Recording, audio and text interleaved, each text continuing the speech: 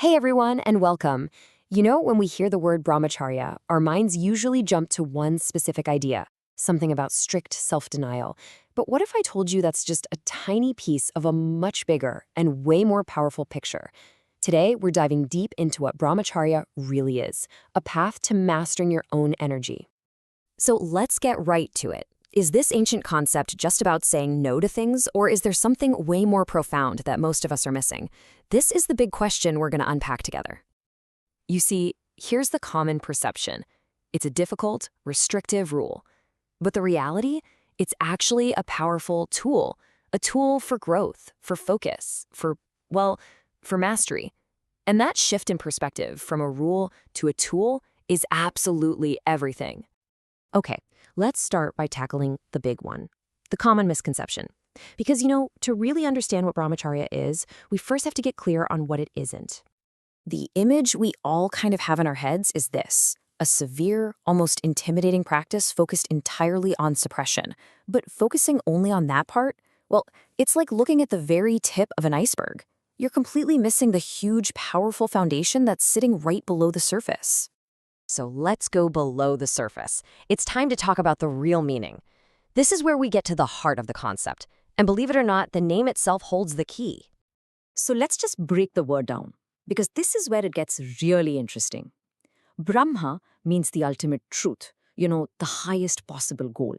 And Charya means to walk towards or to conduct oneself. So Brahmacharya literally means walking with Brahma.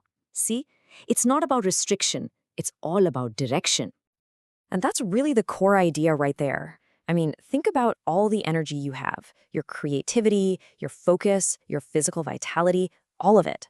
Brahmacharya is simply the art of consciously aiming all of that energy towards what truly matters most to you, whether that's a spiritual goal, a huge creative project, or just mastering a skill. So, how does this channeling of energy actually work? Well, this brings us to the science of it all. This isn't just some vague philosophy. Ancient yogic texts describe a really clear, almost biological process.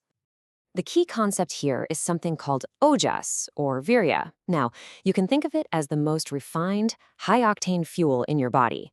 It's that essential life force that governs your immunity, your mental clarity, your physical stamina, even that personal charisma or glow that some people just have.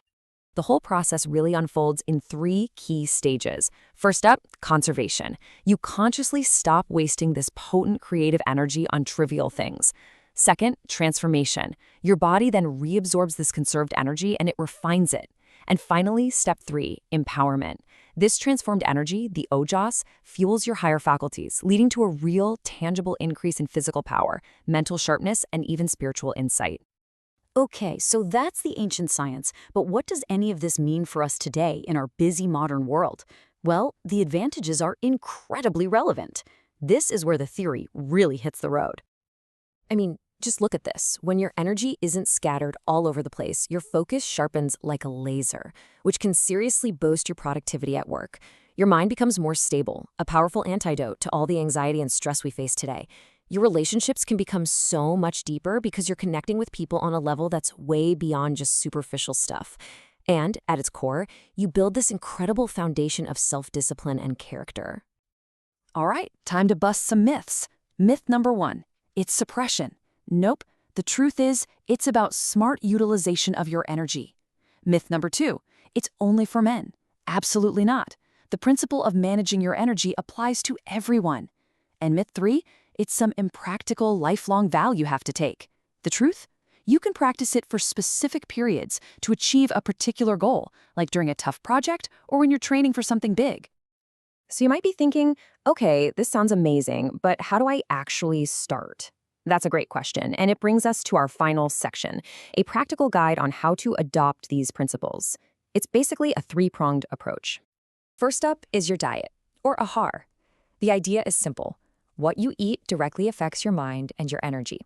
The recommendation is for a sattvic diet, which really just means food that is fresh, light, and pure.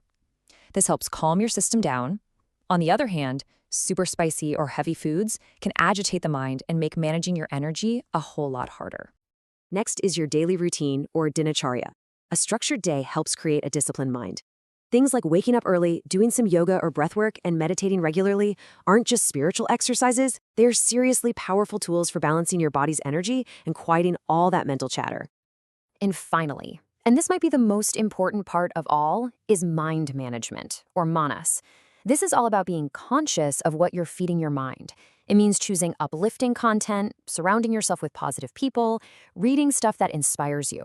And, crucially, you have to have a clear why, a purpose for your practice. That's what gives you the motivation to stay on course. Now look, challenges are going to come up. Unwanted thoughts, they're just a natural part of the process. The key is not to fight them or feel guilty about them. The advice is actually pretty simple.